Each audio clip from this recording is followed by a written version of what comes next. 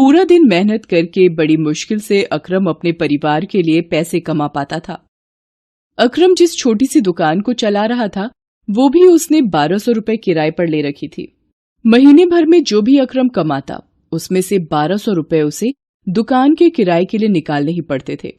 ऊपर से एक छोटी सी झुग्गी जिसका किराया 1500 रुपए भी उसे महीने की कमाई में से निकालना पड़ता था। अकरम के परिवार में उसकी बेगम वाहिदा, बेटा सलीम और बेटी आरजू थे।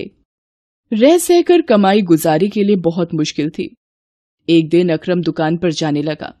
उसकी बेटी आरजू बोली, अब्बा कल ईद है, मेरे लिए क्या लाओगे? मुझे नया सलवार कमीज लेना है, बिल्कुल सलमा जैसा। कल सलमा के अब्बा लाए हैं, गुलाबी और नीले रंग का। बहुत सुंदर सलवार कमीज है उसका। मेरे लिए भी लाओगे ना अब्बा? बोलो ना। बड़ी आई सलवार कमीज लेने वाली। अब्बा तो मेरे लिए नया बैट बॉल लाने वाले हैं। देखना मेरे लिए लाएंगे अब्बा। कल की ईदी मुझे मिलेगी। बच्चों जाओ बाहर जाकर खेलो। अपने अब्बा हुजूर को परेशान मत करो। आप परेशान मत हो, ये बच्चे तो बस ऐसे ही कुछ न कुछ मांगते रहते हैं। आपको देर हो रही होगी, आप समय से दुकान पर जाओ। नहीं वहीदा, मैं ही शायद अपनी औलादों को कोई खुशी नहीं दे पा रहा हूँ।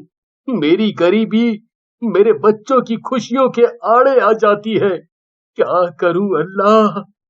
अकरम भले ही गरीब था, फिर भी वो अल्लाह पर बहुत यकीन करता था। दुकान पर जाते हुए वो रोजाना मस्जिद होते हुए जाता था। वो दुकान पर जैसे ही पहुंचा, एक व्यक्ति कुछ गुंडों के साथ वहां आया और अकरम से बोला, अकरम मियां, निकालो हफ्ते के पैसे। पिछले हफ्ते मैंने तुम्हें छोड़ दिया था, पर आज मैं पैसे लेकर ही जाऊंगा। दुकान चलानी है तो मेरा हिस्सा भी टाइम पर दिया करो। जमील भाई, मेरी इस महीने बिल्कुल भी कमाई नहीं हुई। दुकान और घर का किराया देना भी बाकी है। मुझे इस बात से कोई मतलब नहीं, मुझे तो अपने हिस्से से मतलब है। यहाँ बाजार में सभी दुकानदार मुझे अपनी कमाई का हिस्सा देते हैं, तुम्हें भी देना है। परसों ईद है, कल मैं फिर आऊंगा, मेरे रुपए तैयार रखना। जमील अकरम को अगले दिन आने की धमकी देकर चला जाता है। अकरम मायूस होकर घर वापस आ जाता है। पूरी रात वो सोच में रहता है कि अगले दिन जमील आएगा और उसके पास बिल्कुल भी पैसे नहीं थे। जमील एक गुंडा था और अकरम को अपने से ज्यादा अपने परिवार की चिंता थी। वो अल्लाह को याद करता हुआ पूरी रात सोचता रहा। अगले दिन वो दुकान के लिए उठा और जल्दी जल्दी में बिना कुछ बोले घर से निकल गया। वो रोजाना की तरह उस दिन भी मस्जिद में अल्लाह के आगे सिर झुकाकर जाना चाहता था। वो जैसे ही मस्जिद के पास पहुंचा, उसने देखा कि एक औरत जमीन पर बेहोश होकर गिर गई है और एक छोटा बच्चा उसके बराबर में रोने लगा।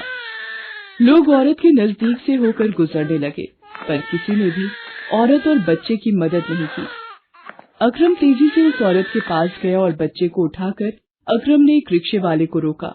अकरम उस औरत और बच्चे को लेकर सीधा अस्पताल पहुंचा।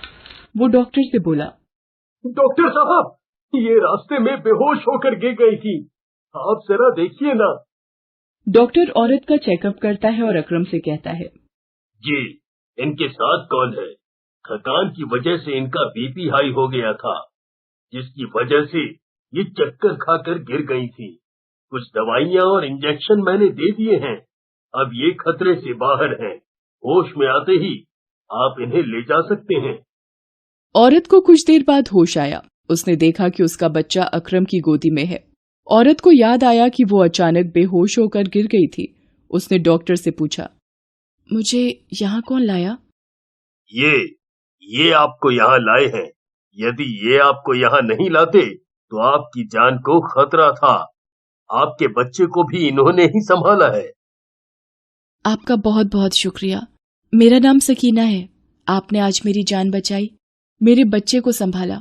आप जरूर ही खुदा के नेक बंदे हो। जी, ये आपका पर्स जब आप बेहोश हुई थी आपके हाथ से गिर गया था। सकीना पर्स में से मोबाइल निकालकर अपने शौहर को फोन करती है और सारी बात बताती है।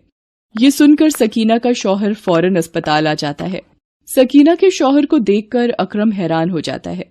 सकीना का शौहर और कोई नहीं बल्कि जमील होता है, जो अकरम से हफ्ते के पैसे जबरन हड़पने आता था।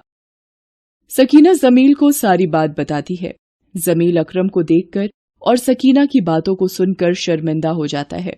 वो अकरम से कहता है, अकरम भाई, आज आपने मेरी बेगम और मेरी इकलौती औलाद इकबाल, मेरे बेटे की जान बचाई। आपने मेरे ऊपर ये बहुत बड़ा एहसान किया है। कोई और होता तो कुछ भी कर सकता था, पर अल्लाह के रूप में आप आ गए अकरम भाई। आपका मुझ पर और मेरे परिवार पर बहुत बड़ा एहसान है। मैंने आपके साथ बहुत गलत किया। मैं गलत इंसान हूँ। मैं आज तक किसी गरीब की मेहनत के पैसे लूटता आया हूँ। शायद ये अल्लाह ने मुझे सबक दिया है। मैं कसम खाता हूँ कि कभी किसी गरीब की मेहनत और ईमानदारी की कमाई पर कब्जा नहीं करूंगा। अल्लाह मुझे माफ कर दो। जमील मियाँ, आपने अल्लाह के आगे अपना गुनाह मान लिया। वो आपको माफी जरूर देंगे। और मैंने आप पर कोई एहसान नहीं किया। अल्लाह तो यही कहते हैं कि जरूरतमंदों की मदद करना ही इंसान का फर्ज है। मैंने जो किया उसमें अल्लाह की मर्जी थी जमील भाई।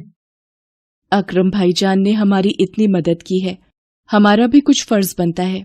मैंने सब कुछ सुन लिया है। आप अपनी गलती को सुधार सकते हो। कल ईद है और ईद के पाक दिन पर आप अकरम को उसकी मेहनत के लिए हुए सारे रुपए लौटा दीजिए। आपके गुनाह अल्लाह माफ कर देंगे। जमील अकरम से लिए सारे पैसे लौटा देता है और दोबारा किसी भी गरीब के साथ ऐसा बर्ताव न करने की कसम लेता है। घर आकर अकरम सारी बात अपनी बेगम को बताता है। वो भी अल्लाह का शुक्रिया अदा करती है। अगले दिन अकरम अपने परिवार के साथ खुशी खुशी ईद मनाता है। जमील भी अपने परिवार के साथ अकरम के घर पर ईद पर उपहार और मिठाइयां लेकर आता है। अकरम और जमील के परिवार खुशी खुशी ईद मनाते हैं। सभी दुकानदार भी जमील का बदला हुआ बर्ताव देखकर अकरम की तारीफ